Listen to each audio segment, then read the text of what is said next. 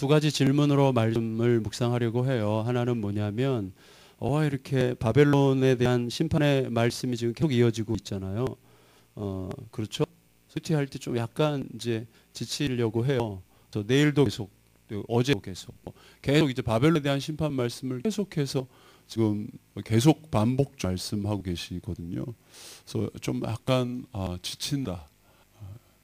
지금 별로 여기 공감 못 하시는 분 보니까 많은 거 보니까 큐티를 잘 안 하시는 것 같은, 큐티를 성실히 하는 분들은 약간 좀 지치려고 하는 분위기가 맞을 것 같은데, 물론 저랑 비슷한 완악한 심령이라면 금방 지칠 것 같은데, 왜 이렇게 하나님은 집착하실까? 그러니까 하나님의 말씀에 이 굉장히 소중한 부분을 이렇게 바벨론이 받을 심판에 관해서 지금 일주일 넘게 계속해서 반복해서 또 말씀하시고 또 말씀하실까 하는 부분을 좀 생각하게 됩니다.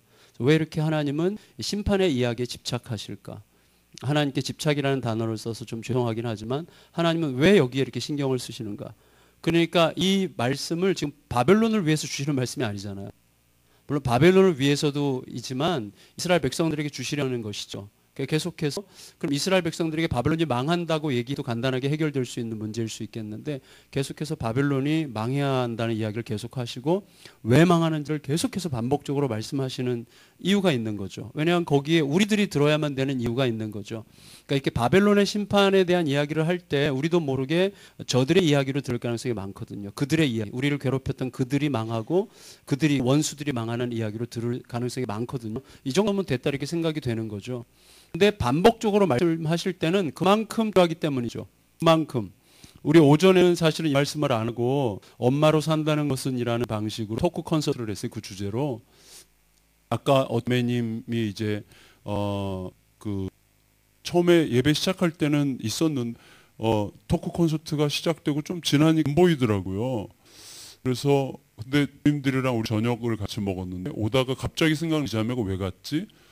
그래서 오늘 그 패널로 나온 세 사람 중에서 평소에 싫어하는 사람이 있었나?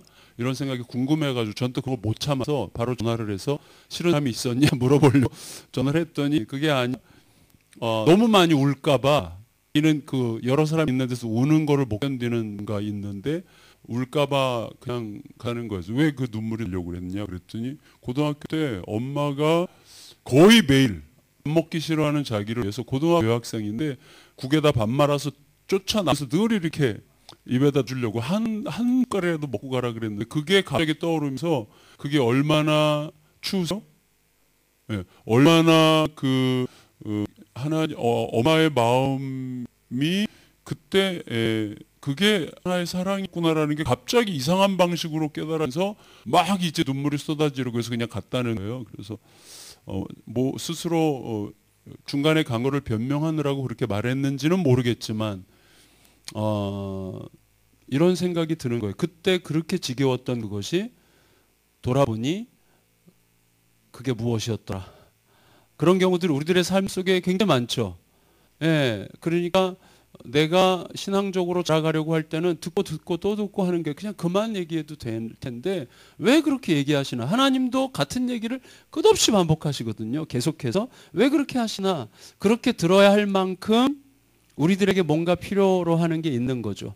아까 우리 정영식 전사님이 마지막 기도하자 그럴 때 우리는 복음 앞에 날마다 새롭게 서지 않으면 그냥 저절로 자기중심적으로 복음이 아니라 우상으로 종교로 가는 거거든요. 그냥 우리의 마음의 그 방향이 그렇기 때문에 날마다 복음으로 교정되지 않으면 그렇게 되는 것처럼 날마다 하나님께서 애절하게 말씀하시지 않으면 안 되는 어떤 면이 있는 거죠. 또 하나 뭐가 있는가 하면 바벨론적 요소가 이미 우리 안에 있다는 것을 계속해서 깨닫도록 하시기 위한 장치라고 생각이 됩니다. 제가 이걸 계속 묵상하면서 저도 모르게 큐티하는데 계속 위로받는 쪽으로 나를 미워하고 나를 싫어하는 누군가의, 그리고 나를 힘들게 했던 어떤 환경의 사라짐에 대해서 위로받는 식으로 내가 큐티를 하고 있는 저를 은근 발견하면서 내가 바벨론일 수 있을 가능성에 대해 생각하는 거예요. 왜냐하면 바벨이라고 하는 것은 단순히 어떤 공개적으로 모든 게 객관적으로 확실하게 드러나는 핍박자 얘기하는 게 아니라 내 안에 있는 그러한 요소들, 매우 친절한 방식으로 아니면 매우 떨게 하는 방식으로 내가 나도 모르게 어떻게 보면 은근히 나만의 어떤 힘을 통해서 누군가를 억압하는 그런 자리에 있을 수도 있는 거죠. 예.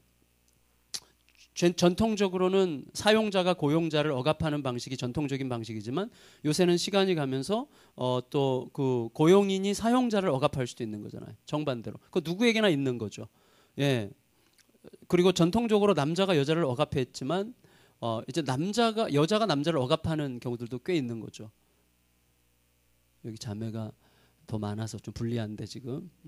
제가 이번에 깜짝 놀란 게 뭐냐면 제가 주일 저녁부터 월요일 저녁까지 어디 이제 반포에 있는 한 교회에 청장년 30대 부부 공동체가 이제 그 1박 2일 수련회를 한다 그래서 이제 가서 말씀을 부탁해서 3번을 이제 전하러 갔어요. 근데 제가 말씀 끝에 Q&A를 이제 하기로 했어요. 그래서 말씀을 한 40분 전하고 1시간 넘게 이제 질의응답하는 자유롭게 뭐든지 그게 저는 훨씬 더 요새는 좋거든요. 그래서 그런 식으로 하기로 이제 하고 질의응답 시간을 가졌는데 제가 깜짝 놀란 게 뭐냐면 거기 이제 그 동네가 좀 사는 동네다 보니까 뭐 직업들도 다 뭐 의사들도 있고 미술가도 있고 변호사도 있고 뭐 많아요. 30대 부부들이. 근데 너무 놀라운 건 뭐냐면 남자들이 주로 질문을 했는데 전부 다 하면서 울더라고요. 그래서 깜짝 놀랐어요.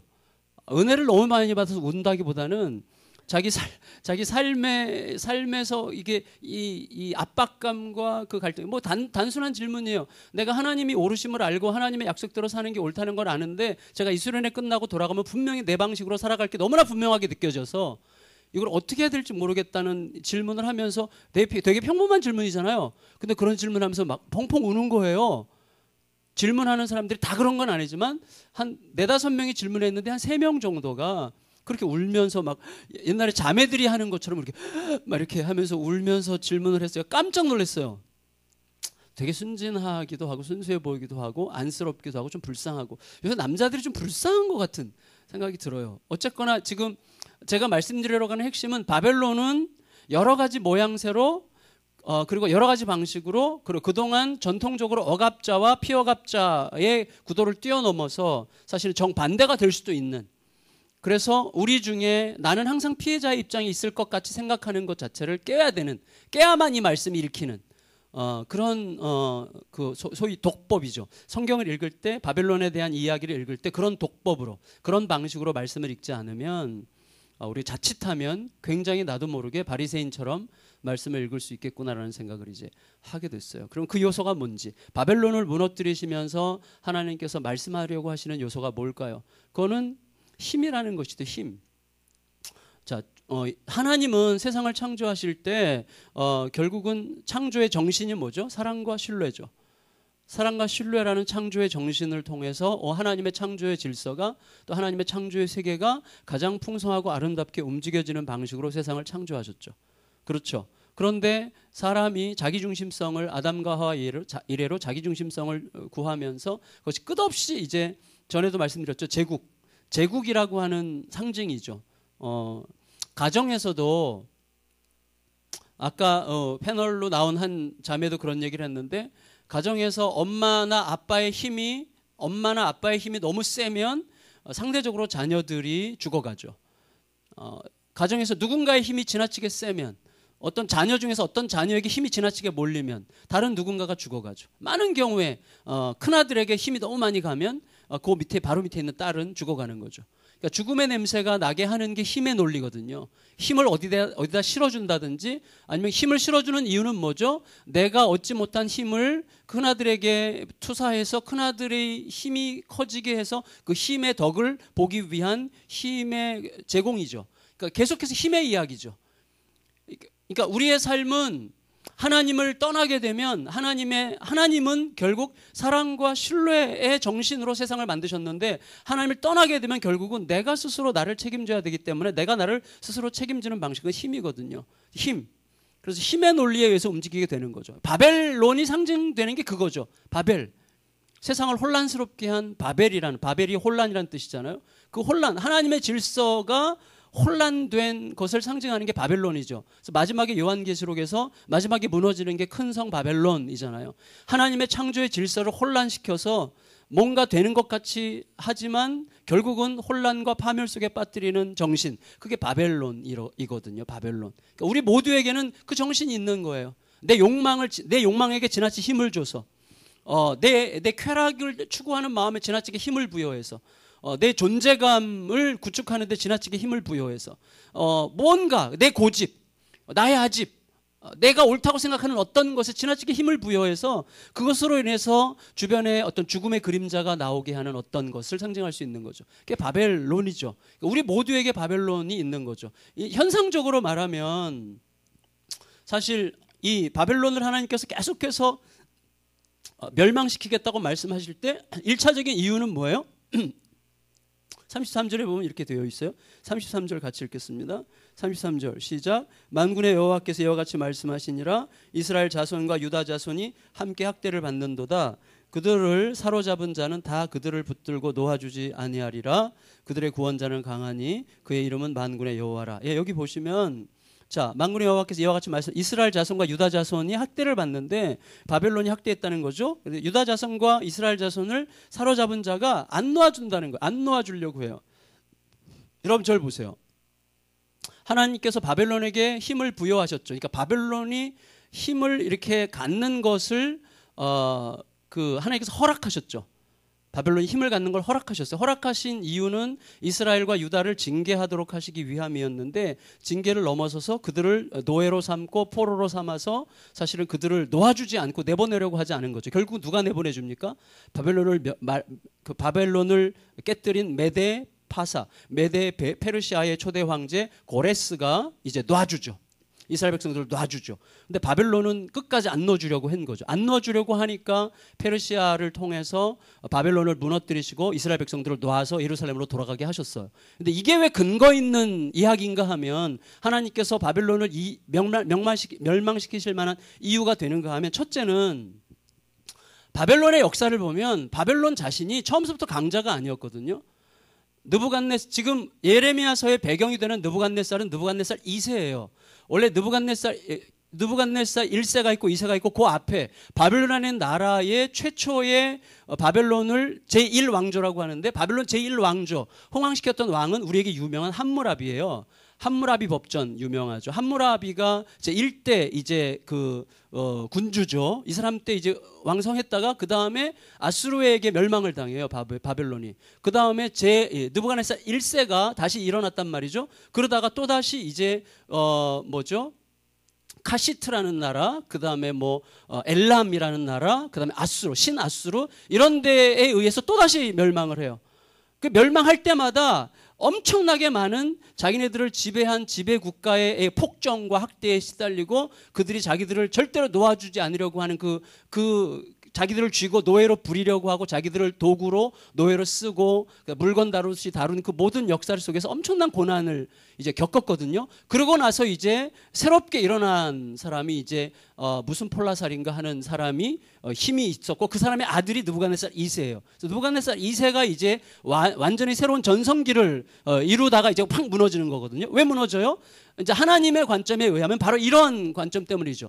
역사 속에서 무수히 자기들이 외세 침략을 통해서 여러 번 일어났다 무너지고 일어났다 무너지면서 외세가 자기네들을 억압할 때 자기들 속에서 있었던 고통과 아픔과 신음들을 알았는데 자기도 똑같이 그 역사를 당한 자로서 하나님께서 이스라엘 백성들에게 굉장히 중요하게 생각하는 게 뭐죠?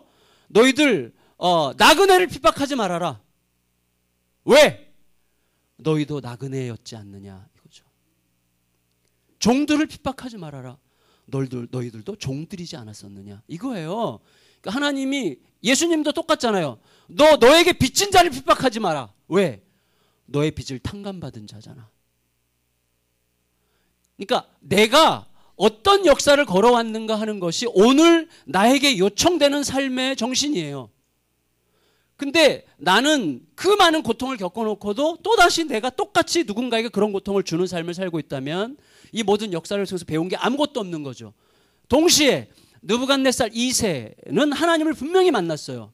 인격적으로 만난 건 아니지만 아시듯이 느부갓네살 2세는 예레미야를 알았죠. 그래서 예레미야 몇 장이죠? 보면 예레미야를 알았어요. 이 느부갓네살 왕이. 그래서 자기의 군사 사령관 느부사라단한테 예레미야를 잘해주고 예레미야를 풀어주고 예레미야가 잘 먹게 해주고 예레미야가 말하는 것을 다 들어줘라.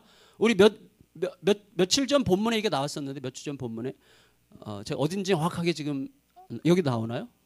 11절 예레미야 39장 11절. 집사님 감사해요. 같이 한번 읽어보겠습니다. 시작. 바벨론의 느부갓네살 왕이 예레미야에게 대하여 느부사라단에게 명령하여 이르되 그를 데려다가 선대하고 해하지 말며 그가 내게 말하는 대로 행하라.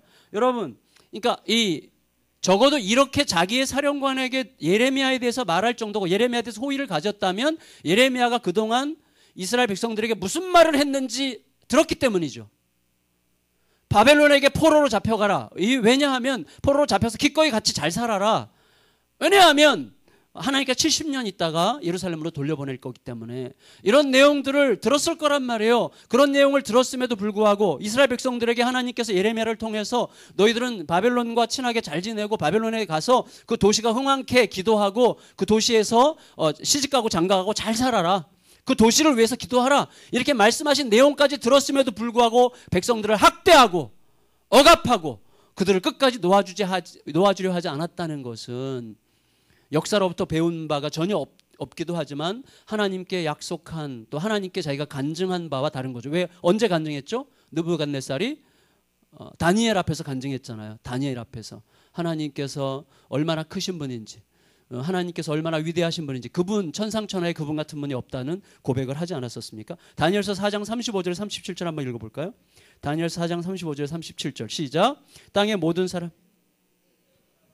그때 내 총명이 내게로 돌아왔고 또 내 나라의 영광에 대하여도 내 위엄과 광명이 내게로 돌아왔고 또 나의 모사들과 관원들이 내게 찾아오니 내가 내 나라에서 다시 세움을 받고 또 지극한 위세가 내게 더하였느니라.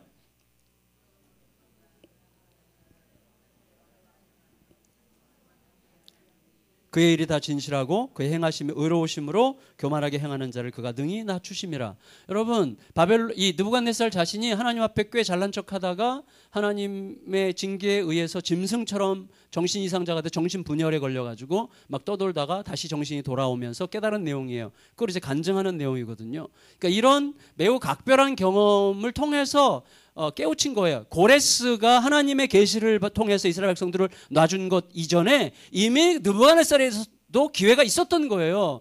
근데 고레스는 순종해서 이스라엘 백성들을 포로로 놔줬지만 느부갓네살은 끝까지 자기 생각과 고집대로 한 거죠. 이유는 사람은요 아무리 겸손한 것 같이 보이더라도 어느 한순간 자기 힘이 의식되고 힘이 즐겨지고 힘이 누려지고 내가 자꾸 기억하지 않으려고 해도 힘이 있다는 사실을 내 무의식 속에서 붙잡고 있으면 나도 모르게 나보다 더 권위 있는 자에 대한 멸시하려고 하는 마음이 생기는 거예요.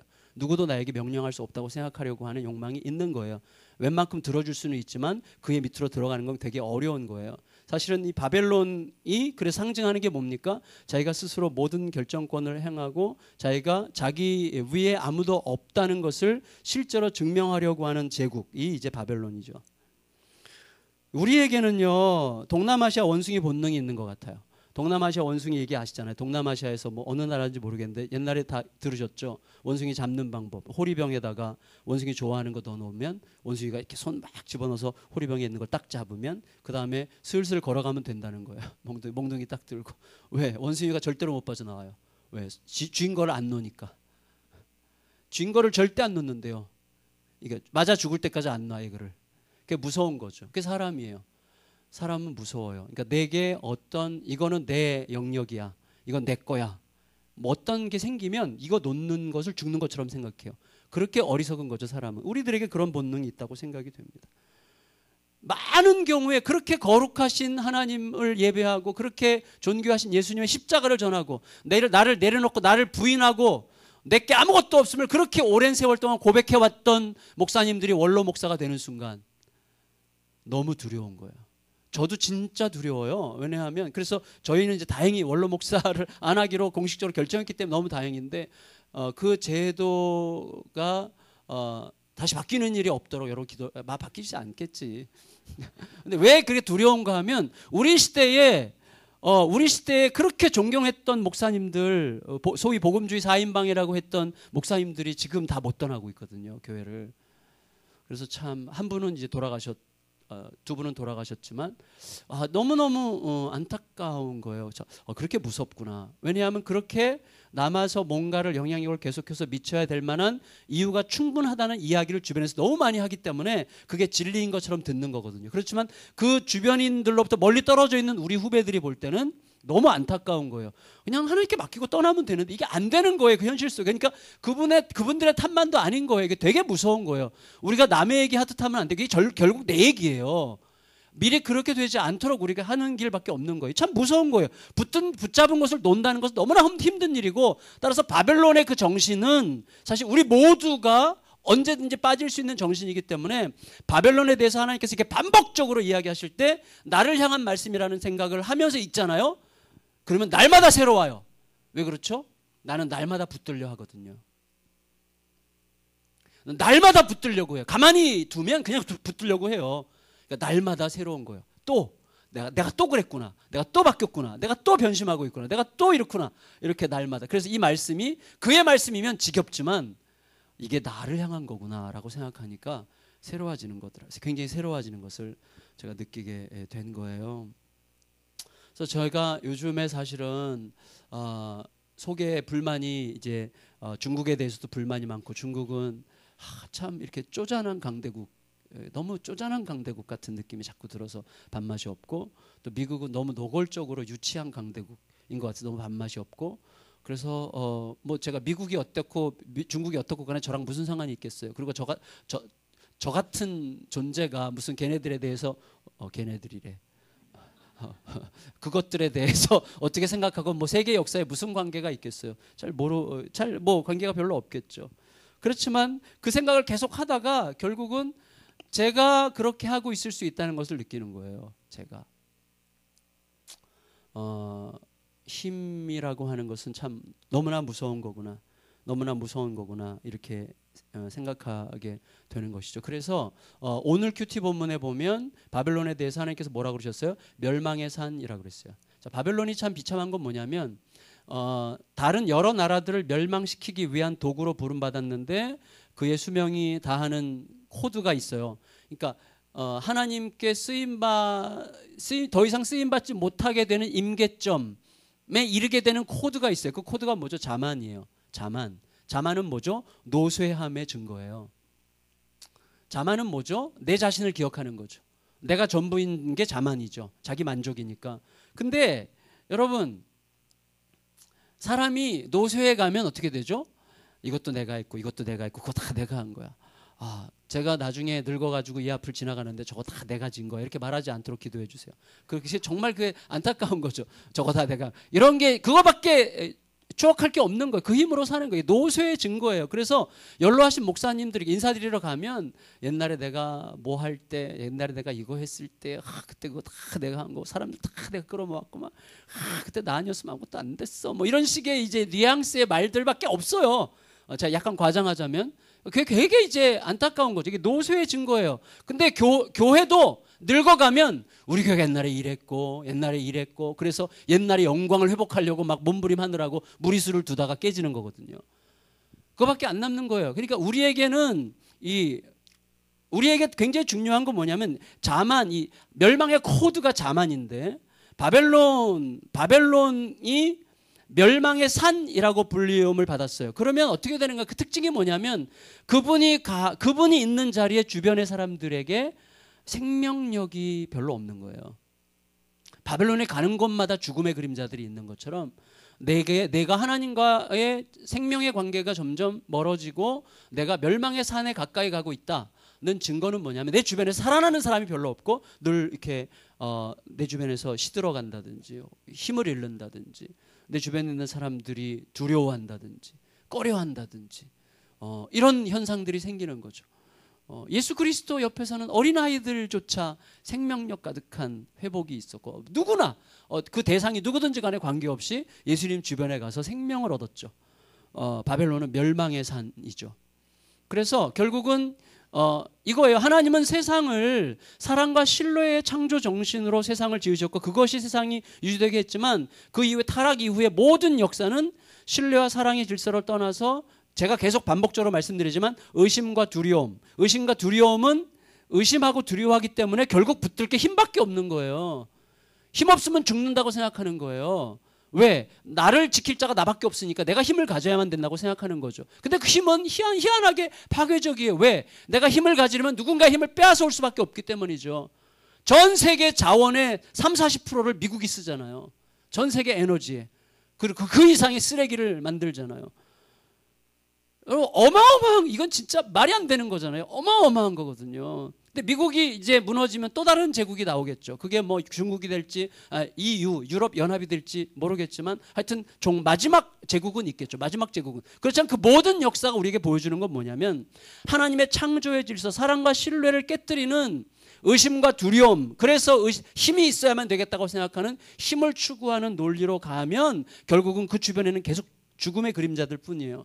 우리가 커피 한 잔을 마셔도 다국적 기업이 내는 커피는 뭐예요? 우리가 유기농이 아니라 그 뭐라 그러죠? 공정무역 커피를 마시자는 이유도 뭐예요? 다국적 기업들이 내는 커피에는 피가 묻어 있는 거잖아요. 피가. 거기에 뭐 동남아시아나 아프리카에 하루 종일 뼈 빠지게 일하고 하루에 1,000원 이렇게 받는 그 정말 쫄쫄 굶어가면서 그들의 피가 묻은 커피를 먹는 거거든요. 과장해서 말하자면. 근데 그런 일들이 온 세상에 세고 셌잖아요. 그러니까 힘이 추구가 되면 누군가는 죽는 거예요. 누군가의 죽음 위에 서는 게 힘이죠. 그게 제국의 역사예요. 그래서 여러분, 하나님께서 마지막에 죽이시는 게 뭐예요? 바벨론이고, 그 다음에 마지막에 불구덩이에 집어넣는 게 뭐예요? 죄와 사망이에요. 죽음을 죽이시는 거예요. 그러므로 이 주제와 관련해서 우리가 두 번째로 넘어갈 수 있게 돼요. 두 번째가 뭐라 그랬어요? 두 번째 주제는 이거예요. 제가 생각하고 싶었던 게 뭐냐면 하나님은 좀 너무하신 거 아닌가 이런 생각이 언뜻 들었어요. 왜냐하면 바벨론 실컷 부려먹고 이제 버리신다네 이런 거. 그런 마음 드신 분 혹시 계세요? 드셨구나. 그런 마음 드는 게 당연해요. 하나님은 바벨론 실컷 해서 바벨론을 몽둥이로 사용하셔가지고 막 여기도 때리고 저기도 때리고 막 다 때리고 하고 막 골반 때리고 그다음에 이렇게 다 때리고 나서는 이제 딱 버리시는 느낌이 드는 거죠. 그런 건가? 그래서 제가 생각해서 하나님은 그런 분이 아니신 게 너무나 분명하잖아요. 자, 아까 제가 말씀드린 것과 연관이 되는데 하나님은 온 세상을 사랑과 신뢰의 질서로 창조하셨고 이것은 영원토록 불변하는 거죠.